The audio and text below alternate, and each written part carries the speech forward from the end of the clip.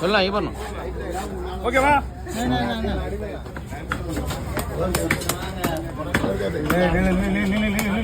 அவசரப்படாது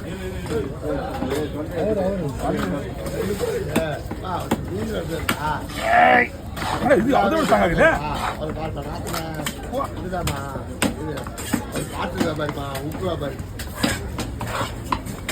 okay